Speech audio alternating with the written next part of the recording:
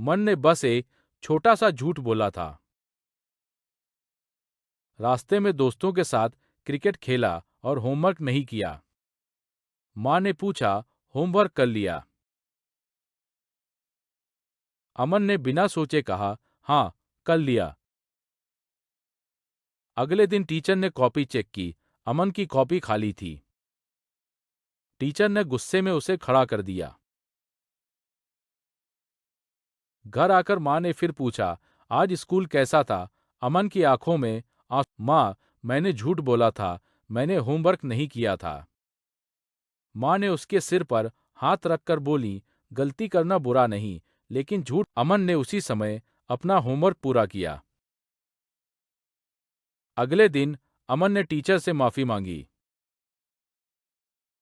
सच बोलना हमेशा सबसे आसान और सही रास्ता होता है।